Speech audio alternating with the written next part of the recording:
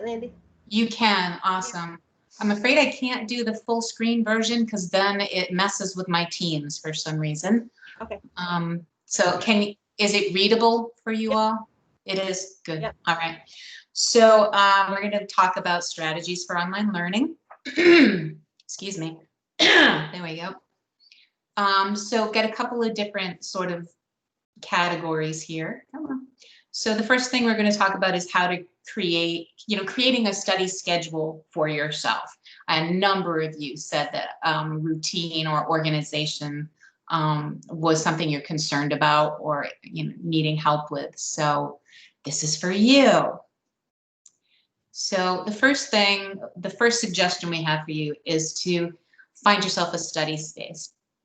As it says up there, it doesn't need to be, you don't need to have your own office or your own very special, desk with all kinds of, all your stuff around. It's great if you have that. And if you can, awesome, good for you. But, realistically, most people, I think, don't have that option. But it's finding a space, some space that's just for you, just for studying. And like it says here, it can be a room or a desk or a corner of a table. And I know when Xander and Michelle do their presentation tomorrow, they're going to mention it could even be a box that you keep all your stuff in and move from place to place. But have a place that is yours. The most important things to consider when choosing your space is that you have to have reliable internet. And you have to have a computer that is connected to the internet or laptop that is connected to the internet. I almost said device, but if you're trying to do your schoolwork on a phone, students do it, but it's rough. It is really rough to do it that way. These are the most important things you need in order to do online classes, right? If you don't have a computer and you don't have internet access, you cannot do online classes. So those are the most important. As I mentioned at the bottom of the slide, if you don't have a space at home that you can dedicate, or if you feel like studying at home just isn't going to work for you because there are way too many distractions. I know when I was in college, that was the case for me. I would go somewhere else. I went to the public library and did most of my studying there or studied at school when I could. So find a place with Wi-Fi that you can access to do your studying if you don't have a space at home or if you don't have internet connection at home. But find a place and make it yours. This is your space. I'm going to give just a little story. This past summer, I was doing online tutoring with a student regularly. Like I met with a student every week for his math class. And every single time he would come on and, oh, shoot, where's my calculator? Where's this? Where's that? So like 10 minutes of our tutoring time would be taken up with him just trying to get all of his stuff together so that we could tutor.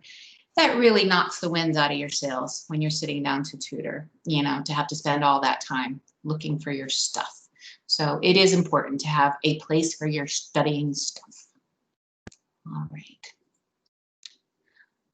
The next thing is basically you're creating a schedule for yourself. You're going to choose what days and times on those days that you're going to log into your class or classes every week.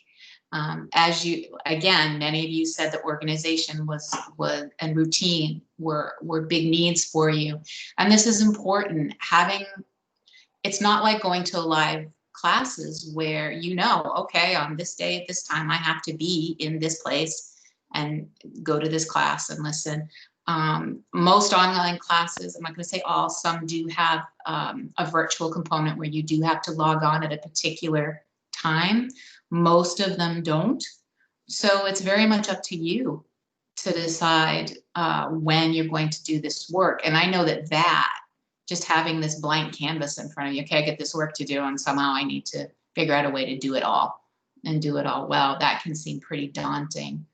But coming up with a schedule for yourself is so crucial. There are all sorts of different online resources out there. You have your Outlook calendar that's associated with your email. You'll be learning more about that later this week, I think. You can get a physical planner. There are all sorts of things that you can use to help you set up a schedule, but really look at the time that you have in a week and figure out what things aren't negotiable. Like maybe you have to take your child to daycare at a particular time on a particular day, always, whatever it is that's non-negotiable, kind of put that into your calendar first, the stuff that you can't negotiate. And then you're going to figure out how you're going to schedule your study time around your kind of set in stone things. Let me see. Yeah, setting a reminder on your phone, or if you have a tablet or something, can be really helpful. So, okay, it's 3 o'clock, it's Friday, and at 3 o'clock on Fridays, I study A&P for an hour. So it's time to do that. So if you have a hard time keeping track of yourself that way, having reminders set can be really helpful. The other thing that I want to point out in here is just to set a specific time frame for how long you'll work on the course during each session. Yeah, try not to make these open-ended, like I'm just going to study till I'm done. I'm going to work till I'm done. Really have specific times, even if it means, scheduling breaks or something like that, but you don't want to do an 8 hours, 8 hours of online work in all one sitting. It's just not how the brain works best. Let's see. So this talks more about the calendar. So like I said, there are all sorts of different things you can do, all sorts of different resources out there. Thing that I mentioned at the top is, like, in a regular in-person course, you're going there at least once a week, sometimes twice a week, and your instructor is telling you, don't forget, this is due this week, or don't forget, the exam is next Thursday. In an online course, that's not usually the case. It can be a little less obvious when things are due and when you have to have things done by. So having a calendar set up with due dates for assignments for all of your courses can be really, really helpful to keep you on track and doing what you need to be doing week to week, rather than just kind of floundering going, I don't know what I have to do this week. I guess I got to log on and do this course thing, but I don't know what we're doing this week. So it's good to look at your syllabus. Each course has a syllabus. That's the course plan. That kind of explains how the course is going to go. It's good to look at that for each class that you're taking at the beginning of the semester, to figure out when things are due and get those into your calendar. Let's see. Yeah, oops, did not mean to do that. Sorry, y'all. Let's go back to where it was. Here we go. I just don't want to miss anything. Yeah, so this is just, having a mobile calendar is a good idea. So having a physical planner is good, but having something on your phone, something that you carry around with you everywhere, is really helpful, because you can access it wherever you are. Okay. Any questions over anything so far? So I'm going to put up the participants list here so I can see if hands go up. Okay. All right, going to move on to the next one. And of course, it's all well and good to make a schedule, but then you have to stick to that schedule. I don't know about you, but I have certainly made schedules for myself in my life and then found all sorts of reasons not to stick to that schedule. So you really need to commit to the schedule that you make for yourself. So make sure you're making a schedule that's realistic, one that you can actually stick to. That's important to know what your limits are. But you do need to, like I said, you need to commit to it. You have to be strict with yourself about sticking to your schedule once you make it. The minute you start to slip and slide off that schedule, that's when things start going wrong. That's when you miss assignments and miss due dates. So it's so important. The reminder that I put on there, that's just kind of a way to think about it, because I think sometimes students think about online courses differently from how they think about live courses. Like somehow they're not as important or not as serious, and they don't have to put so much time and effort into them as they would into a live course. And that's simply not true.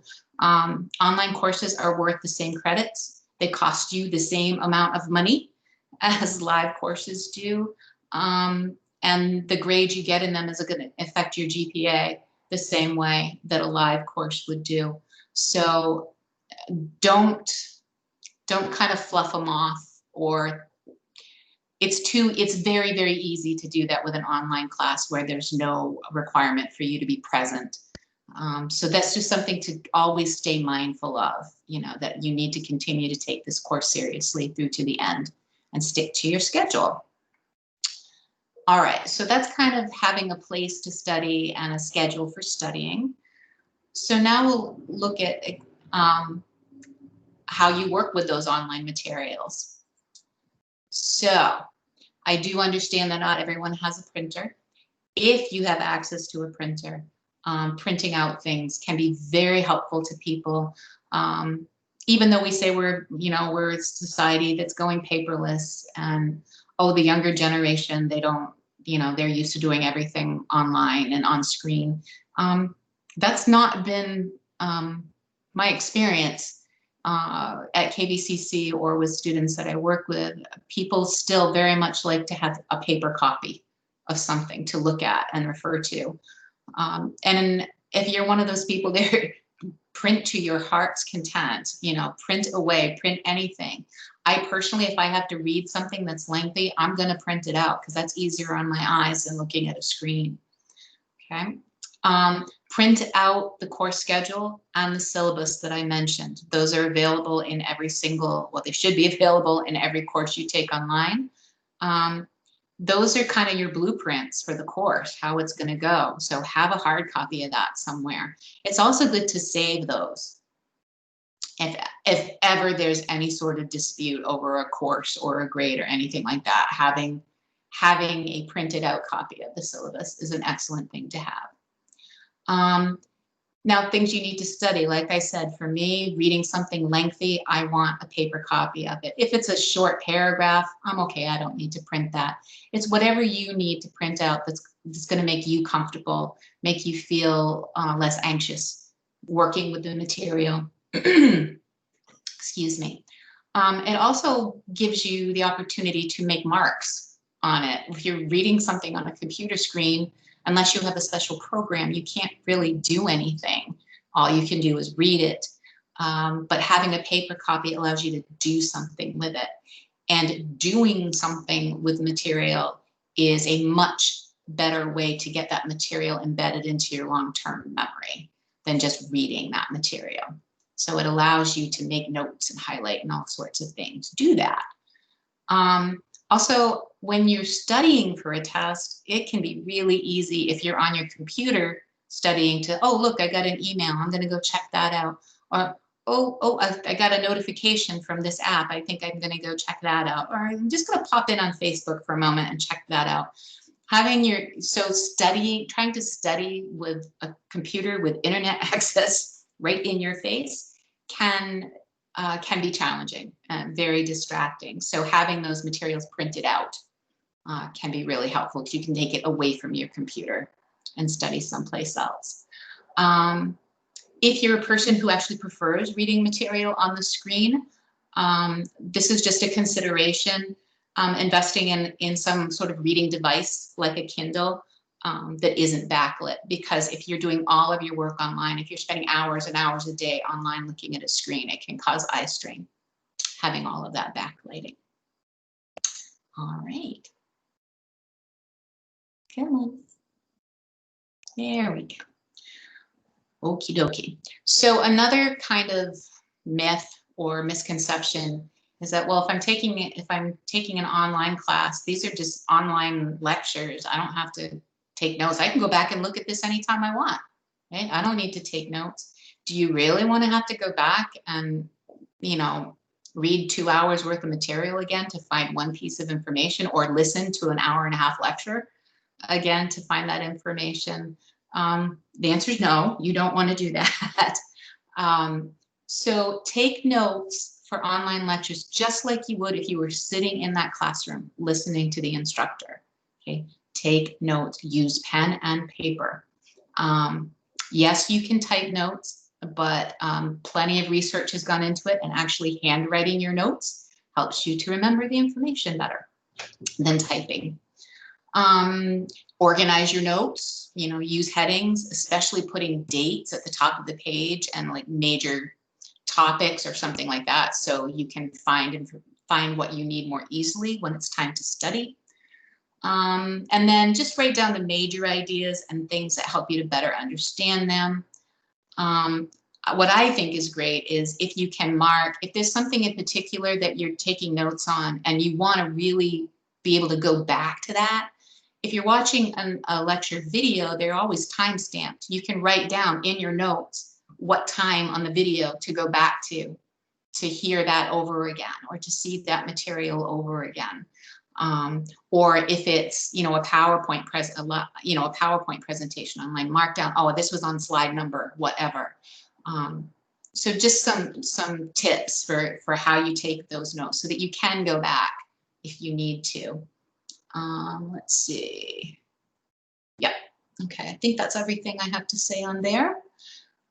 And I'm going to come down here to the next one, writing out difficult material. Excuse me, I need to take a sip of my water here.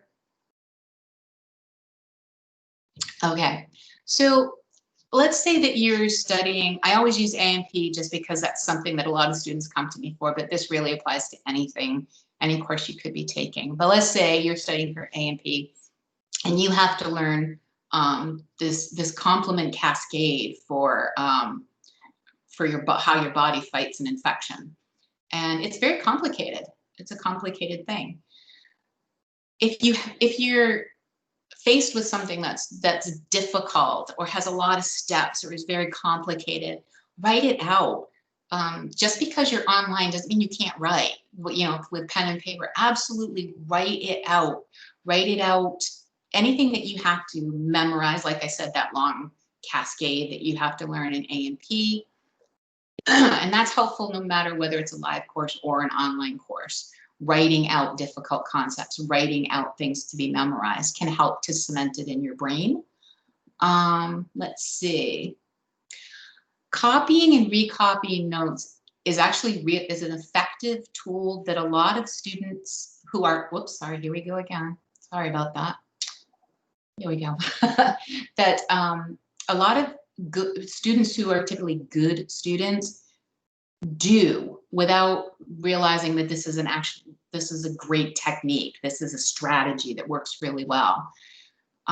It seems tedious and time consuming, but copying and recopying my notes when I was in college was my #1 choice for studying, and it worked for me, and it does work for many folks. So don't be afraid. Yeah, you might kill a tree during your time in college with paper.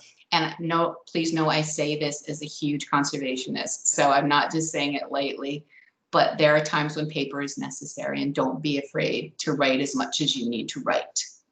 And the last thing I mentioned on there is sketches and diagrams. If you're a very visual person who finds that diagrams and drawings really help to cement the information for you, draw those pictures. It's your notes. No one's going to see it but you. Write whatever you need, draw whatever you need that's going to help you remember the information. This next one is also something that I do, which is reading difficult information out loud. I actually would do this along with the writing out the difficult stuff. I would also talk it out too. Again, hearing, everyone has an audio component to your learning. So pulling that in as well as the visual can be very helpful. Again, the more ways you can approach the material, the more likely it is to stick in your head for you to retain it for a test. Let's see, for me, especially if it's something very complex, especially when I was taking like higher level math classes when I was in college, and there are these horrible, long, complex processes to be followed, I would actually sit there and talk to myself out loud as I followed along on my paper going, okay, first this happens. All right, then I do this.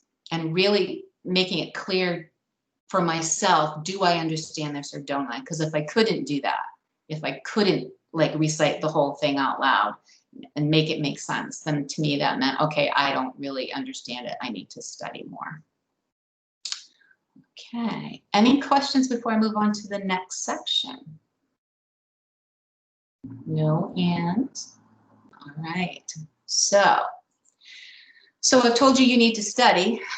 So let's talk about some good strategies for studying online material.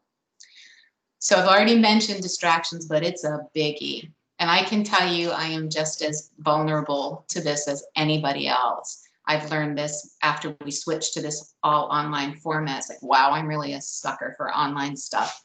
It's very easy for me to get distracted. So when you are doing your coursework online, you should close everything else except for your web browser and only have your coursework open. Don't have a separate tab open over here with this cool thing that you're watching, kind of, sort of, maybe checking in on. Don't browse the internet. Don't check your email. Don't go to Facebook. When you're in the middle of one of your scheduled study times, that's what it's for. So really try to avoid being tempted away from your schoolwork by things that aren't as important. And down at the bottom, I just made a little note. You can actually install an app on a device that will make it so that you can't access different websites and other things during your study time. And I think Xander's going to talk to you more about that too when they do their presentation. All right, so I said at the beginning, you really don't want to have an open-ended study session. It's like, okay, I'm going to go in and do something for this course, I guess, because I'm supposed to go on there twice a week. You need it. It is so helpful to know what you're going to do when you get in there. So again, it avoids time wasting, right? If you go in there and then you spend 15 minutes trying to figure out what you're going to work on, you just used up a quarter of your study time that you allotted for that class. So know what you're going to be working on. Have a goal. The goal could be, today I'm going to, I know I need to answer 2 discussion threads for this class this week. So today, that's what I'm going to work on. I'm going to go in and I'm going to read the material necessary to answer those discussion questions. You know, have a goal. Or today I'm going to read 10 pages of the 20 pages that have been assigned for us to read, or whatever the class is. Have a goal in mind so that I think it makes it easier to stick to that schedule, rather, because it's so hard to go into something if you don't know what you're going to be doing once you're in there. So know what you're going to do. Let me see. I did it again. This is so weird for me. Sorry. Here we go. I mentioned chunking in here, breaking material up into chunks. Everyone has sort of a different tolerance level as far as how much time you can spend studying. However, in general, most people, after about 40 minutes of studying, 45 minutes, your brain's not really operating at its maximum capacity at that point. You might feel like it is, but it's not. It's just not how the brain works. So, and some people have a shorter tolerance time frame. You know, some people can only handle 20 minutes at a time, and then I got to get up and move, or I got to think about something else. You will, if you don't already know, I expect you have some idea of what your tolerance level is, but you'll learn as you go. Okay, all right, I said I was going to, study for 2 hours but I found out that I really can't, keep myself focused for that long. So then I'm going to change my schedule to reflect that and just study smaller chunks at a time. Let's see. Yeah, like I say on the schedule that you created that I talked about way back at the beginning, you can write down on that schedule what it is you're going to do that day for each day that you're going to be studying. So what chapters am I going to read? What topics am I going to look at? And you, like it says, this is best in the beginning of each week. You don't have to do this at the beginning of the semester all the way through for every course. You really can't. You don't know what things are going to look like from week to week. So at the beginning of each week, just figure out, okay, this week, this is what I'm going to work on for my study times. To help with your motivation as you're doing this, because let's face it, we can all get bogged down on the, oh God, not another paper to write, not another. Keep in mind what your end game, what your end goal is. You know, why are you doing this? Why are you here? Because sometimes you can look at, why do I have to do these 10 stupid math problems that aren't ever going to have any bearing on my life at all? Just remember that you need it. You know, it doesn't matter whether it makes sense to you that you have to take this course. It's part of the requirements. And if you want to graduate with that degree, you have to take this class, and you have to do, you have to get a certain grade or higher in order for it to matter. And if I get a good grade in this course, it's going to look great for my GPA. That's especially important to students who are tracking competitive programs like nursing. So keep that end goal in mind. You might hate taking developmental psychology, but dang it, you got to maintain your GPA. So you're going to do the best that you can. All right. Quizzing yourself. As it says here, this is one of the most effective ways to memorize stuff, is by quizzing yourself. What quizzing does, basically, if you're sitting in a classroom or a virtual classroom and you're reading and you're learning things, you're getting all of this material put into your head, right? It's all going in, but you don't have any practice getting it back out again. So you go into a test situation and you've shoved all this information in your head, but you haven't done any practice with retrieving that information. That can make it really tough on the test. So quizzing is practicing retrieving that information to make sure you can find it when you need it. Some instructors give practice tests and quizzes online if they do make use of them. You might think, oh, I have so much else to do. This isn't graded. I'm not going to do it. They're putting it up there to help you so that you'll do better on the stuff that is graded. So please take advantage of any practice tests or quizzes that you are given. Writing down potential test questions as you study. Now, some instructors are great at telling you. Sorry, my cat just got up in front of my screen. Some instructors are great at telling you, oh, hey, this would be a great question on the next test, hint, hint. Or they might even say, this is going to be the essay question on the next test. Great, write those down. But if they don't, you kind of get a feeling from an instructor what they think is important just by listening to their lectures or reading their material. So kind of think that's probably something they're going to ask me a question about on the next test. Write that down. Write it down as a question and then write down the answer and make sure that you can look at that often so that you're prepared for that. Flashcards. If you have a lot of material to memorize, flashcards are really great for that. Specific discrete pieces of information like what does the sinoatrial node of the heart do? Okay, that's a fact. That's a concrete fact that you can write a question on the card and flip over and there's the answer. You can either make paper flashcards, or there's a site called Quizlet that I have referenced here, Quizlet.com, where you can create online quizzes for yourself and online flashcards for yourself. Many students that have taken A&P tell me that was their saving grace, is going to Quizlet and making flashcards that way. Off to the side here, I have this little powerful flashcards little picture here. So just to go through that really quickly, number one says retrieve, don't cheat. Okay, I'm the worst for this. I'll be looking through flashcards and I'll look at it and go, oh yeah, I know the answer to that. I know the answer to that. And then I'll just really quickly flip it over. Oh yeah, I knew that. That was the answer. Okay, I got that. Moving on. If you got to flip it over and look, you don't know it. You don't got it. That's the cheating part. You're trying to retrieve it from your memory, not read it from the back of the flashcard. So be fair to yourself because you're only cheating yourself. Shuffle those cards. Okay, if you're always studying them in the same order, you're not going to get questioned in that order on the test. So it's good to be able to have them come at you from any direction and still be able to answer them. And then repeating them. So you don't want to just do a flashcard once, go, yep, I know that. Repetition is key to getting material stuck in your head. So that's the quizzing yourself. Taking breaks. Taking breaks is just as important as studying the material. I cannot stress that enough.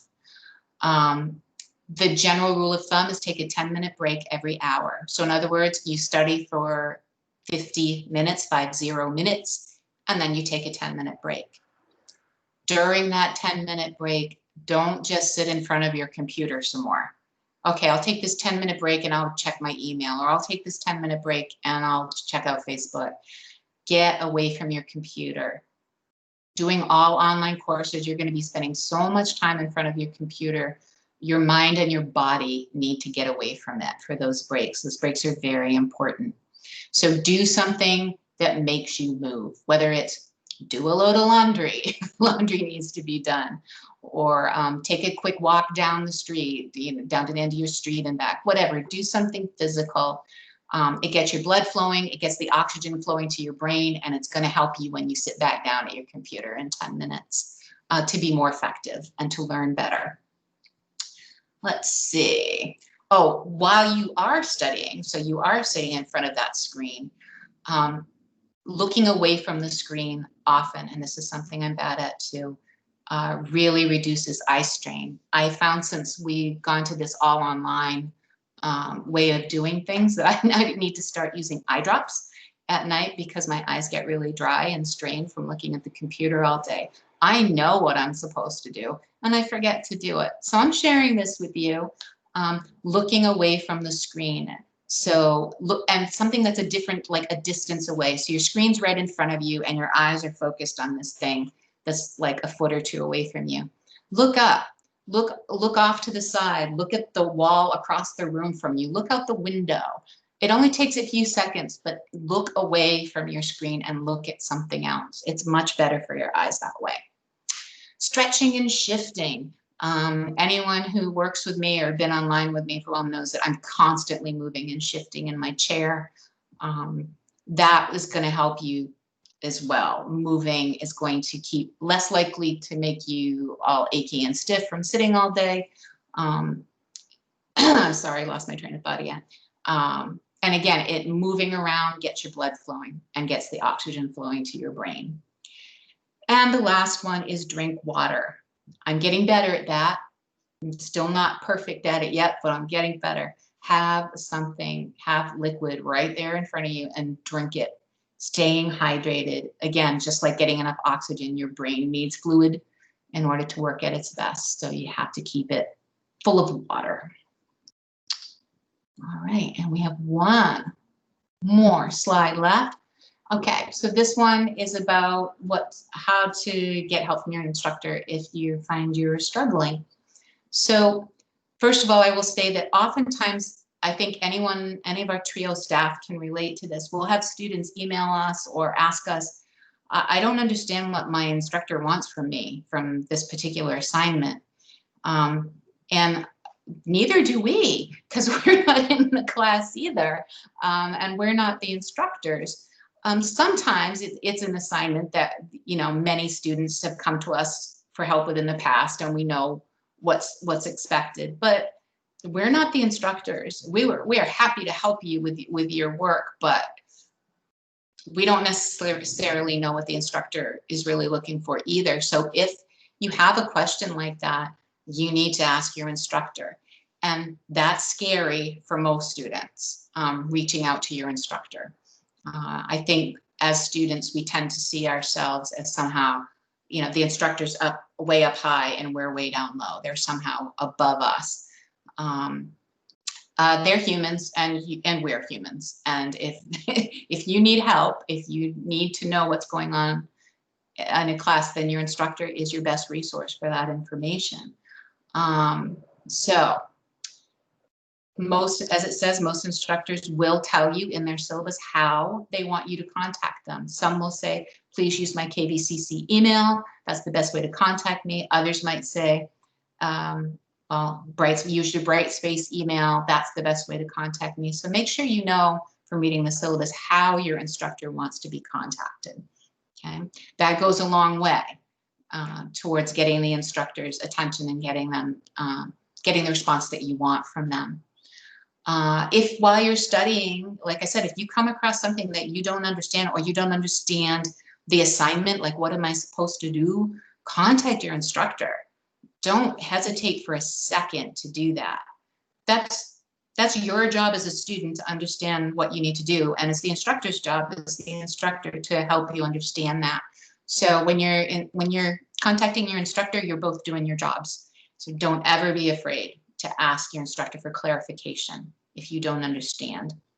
And also, there are plenty of instructors who'd be more than happy to meet with you just like this on Teams or another platform called Zoom, so that you can do face-to-face and they can talk to you. Some students are more comfortable with that than written communication, and many instructors are happy to do that for you. Okay, that I think is everything from me. I'm certainly open to questions. If anyone has any, I'm looking at the participants list, so if you have a question, you can raise your hand. Or any comments, you know, students who maybe have taken some online classes before. If you have anything to add, Caitlin?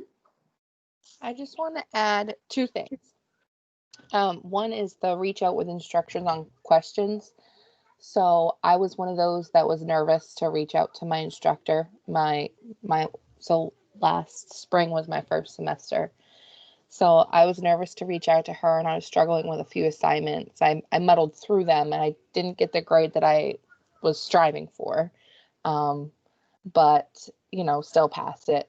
But I also had the same instructor again this summer.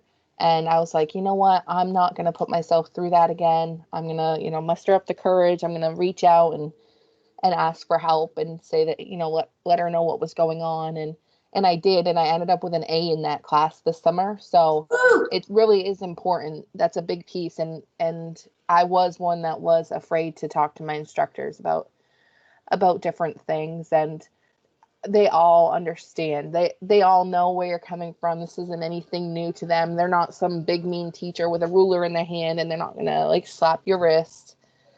They're there, you know, they want you to succeed just as much as you want to succeed. So they're there. They're definitely gonna help you out for sure. Thank you, Caitlin. Yeah. So then the second thing is that, like, I know a lot of us have children, and in my particular situation, my son is 5. He was 4 when I first started. And so I know for me, like, I'm very lucky in the fact that we've had a bedtime routine. So he goes to bed at, 7, and I usually do my schoolwork at night when he's asleep. But, there's always those times when I, needed to get something done during the day when he was around. And I felt so bad for, if he kept coming up to me and asking me to play or asking me to do this, I would feel so bad. And I felt bad I didn't want to just sit him in front of the TV, but at the same time, like, it's not, and I'm never going to tell you how to parent your kid. But for me, I had to realize that it wasn't a big deal if I took half an hour, 45 minutes, even an hour to myself to either just work on this or finish this up or do something while he watched, pretty much whatever he wants, within reason, but, Paw Patrol or something like that. So give yourself a break. That was the biggest thing as a parent going back to school for me, was giving myself a break and not feeling bad, because in the end, like, part of my why is for Finn and to see that, his mom can do whatever we set our minds to. And it's really important that education is important, and that, I'm hoping that by May we'll have a real graduation, because, like, that's my end, like, when I see it all done, is like him seeing me walk down the aisle. So that's really important to me. And it's just really important to give yourself a break and to know that it's going to be okay if they sit and watch TV for a little bit while you finish something up or get a little bit done that you couldn't do while they were sleeping or while they were at daycare or while someone else was watching them or something. And yeah, that was the other thing. Thank you, Caitlin. Caitlin has done all of your coursework or most of your coursework online? Yeah, Yes. all of my coursework online. I was my last year I was working full time, doing school full time, And then now this year, I think with COVID, I lost my job and had to get used to that. And then I don't think I'm going to end up going back to work this semester. I'm going to give myself a break, and we've figured things out. And I think I'm going to just focus on my last few classes and give myself a little bit of a break. I'm lucky that I'm able to do that. So, but definitely know the struggles of having to work full-time and full-time school and getting things done. So I really appreciate your perspective. Thank you for sharing that with us, Caitlin. no, thank you. I'm like so chatty today, but I haven't had human interaction in a long time, so I have to apologize.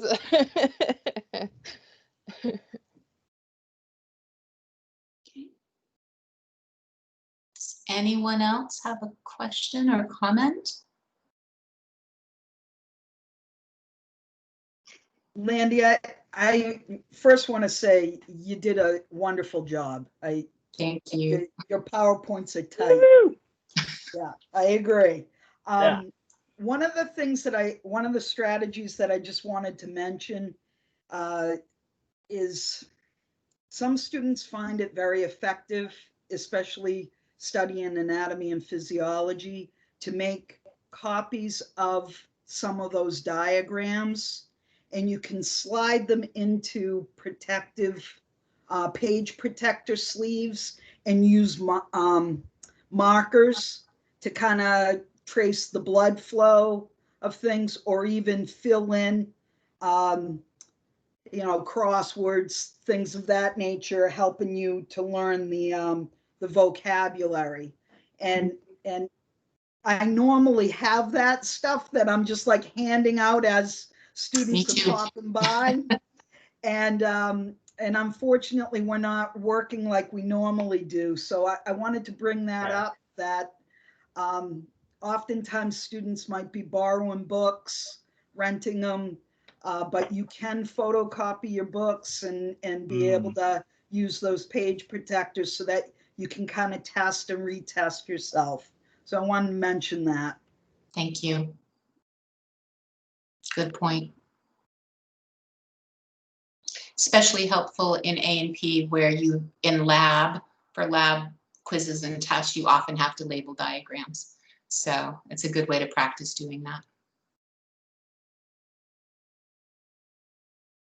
Anyone else? All right, I'm going to hand it back over to my friend Lisa. So I was just going to say that you did an awesome job, Landi. I appreciate it. Thank you. Yeah. We refresh push every year, but we have gotten it down to like what we consider to be as close to a science as we can get, because we, really develop the content on what students tell us they need and what we observe and things like that. This year was kind of brand new, like in terms of like most of our presentations are new that we did this year. So I really appreciate Landi putting the time into creating this presentation, and the one that Xander and Michelle are going to do tomorrow, and the ones that Jordan did that you're going to see, and all the help that our student workers did. So it's really like, yeah, so awesome. I'm so thrilled at how today went. Yay. And thank you all for sticking with us. So tomorrow, preview of tomorrow, we're going to get started with another just kind of icebreaker. I have a feeling that we're going to get different people throughout the week. I had a bunch of emails today for people who couldn't come for whatever reason today, but it sounds hopeful they might come, so you might meet new people. So we're really going to kind of keep those introductions going, and hopefully our core group that you guys are able to join us throughout the week too. So our morning session is going to be really time management with an eye to how to do it in an online environment, because it's different. It really is. It's there are things that are kind of universal time management things, and then there are things that are really specific to online courses. So Landi will lead us in that tomorrow morning. Our next student panel, Caitlin actually is going to be on it, and Delilah, I don't know if she's still here. She was here earlier. And two other students who have not yet met. They'll be there tomorrow to talk about online learning strategies. And just kind of their experiences of online classes. And then we'll have them the same questions that we had about just like kind of who they are as people, and their tips and tricks for success in general. And then our afternoon session is going to be the one that Xander and Michelle did. And it's a follow-up to what Landi just talked about. It's going to dive in deeper into kind of like brain science and learning how we learn. And do you guys want to say anything about what you'll be doing tomorrow? This is really exciting. They've done a lot of work on this presentation. Yeah. Don't build it up too big. Oh. Got the jitters now. No. Sandra and I attended a couple of courses this summer, and we're going to try our best not to go too far into the weeds, but we want to give an overview of an understanding of how the brain works and how to combat procrastination, to name a few. So there'll be some applications that we'll discuss because after all, we are in the techno age, and Xander is our tech guru. So it should be fun and informative. Yeah. Looking forward to it. Yeah. Yeah, looking forward. Yep. Cool. I like it because it's very sort of like, I don't know. I just, not that, like, we know what works, you know, but I like that there's science behind it. I think that's really fascinating. So yeah. I'm excited for that one. So I'll be tomorrow, and then Thursday and Friday, we'll just kind of keep going with what we're learning. Thursday's going to have a Zoom focus. We're going to learn how to use that platform. We're going to give you a tour of KBCC virtually that Jordan did, and introduce you to the campus resources you need to know. Michelle will lead you through financial aid basics and kind of like what you can expect, like a year at a glance. Like, here's what happens in September at college. Here's what happens in October, so on and so forth.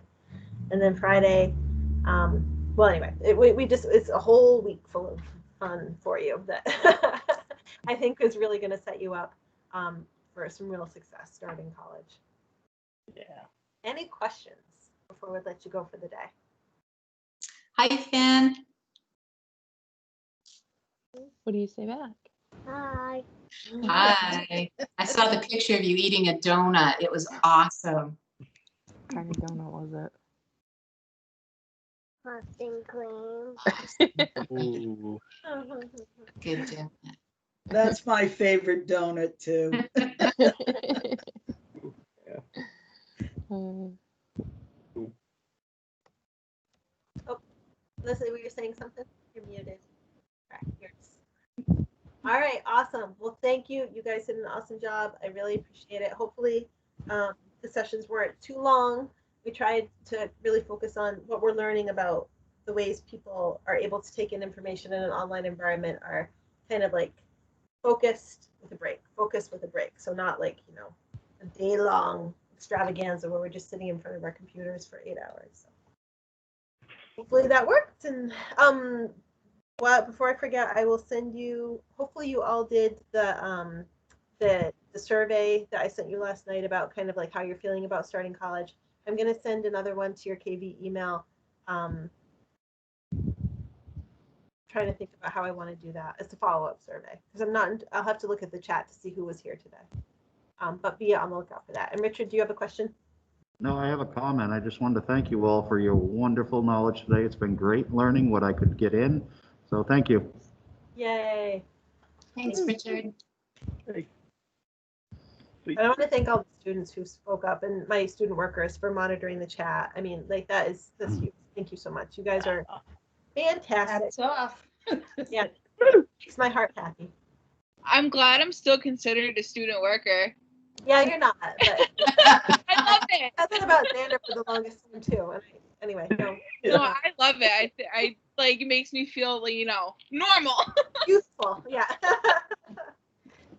All right.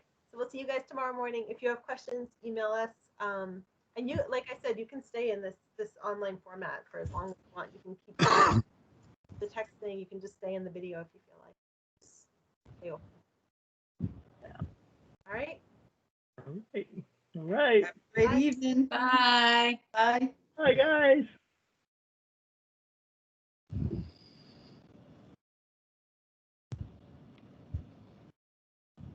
Sander.